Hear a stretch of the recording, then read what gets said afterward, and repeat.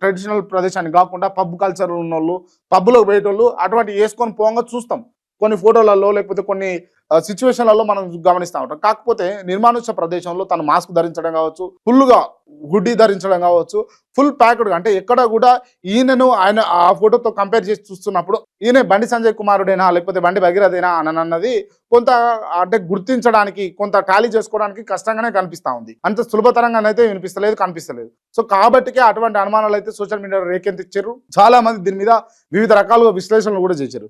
So ఖచ్చితంగా ఏంటంటే నాకు తెలిసి ఇంత మేజర్ మిస్టేక్ చేస్తారు అని అయితే నేను భావిస్తలేను. ఎందుకు అనంటే ఖచ్చితంగా ఇవాళ కాకపోయినా తప్పు రేపు బయటపడుతుంది. అంటే ఒకవేళ ఇది మామూలు నేరం అయితే కాదు. అంటే దీంట్లో చెల్లపల్లి జైలర్ ఎవరైతే ఉన్నారో ఆయన కాంచెల్లి ప్రభుత్వం దాకా, ప్రభుత్వం దానికి సంబంధించినటువంటి పోలీసులు, అరెస్ట్ చేసినటువంటి పోలీసులు, ఆయన చుట్టూ ఉన్నటువంటి అడ్వకేట్లు, ఈవెన్ దో నేనే అప్పగించిన అని స్టేట్మెంట్ ఇచ్చినటువంటి ఆయన తండ్రి, వీళ్ళందరి మీద కూడా కేసులు అయితే ఒకవేళ జైల్లో ఉన్నటువంటి వ్యక్తి భగీరథ్ కాకుండా ఇంకొకరిని పంపిస్తే, రీప్లేస్ చేస్తే, డూప్లికేట్ చేస్తే, ఎందుకు అంటే వీళ్ళందరూ చట్టం దృష్టిలో తప్పు చేసినట్టే. ఎందుకు అనంటే ఇక్కడ నేను పంపించినా నేను చెప్తున్నాడు, ఆయన వెంట అడ్వకేట్లు ఉన్నారు, ఆయన వెంట పోలీసు వాళ్ళు ఉన్నారు. మరి వెరిఫై చేసుకోవాలి. అరెస్ట్ చేస్తున్నామో అని వీళ్ళు కూడా స్టేట్మెంట్లు ఇచ్చారు కదా, అరెస్ట్ చేసినాం మేమే పట్టుకున్నామని. సో మరి అరెస్ట్ చేసిన వ్యక్తి తప్పుడు వ్యక్తి అయితే ఆయన కాకపోతే ఖచ్చితంగా ఇది పూర్తి బాధ్యత పోలీసు వాళ్ళదే అవుతుంది.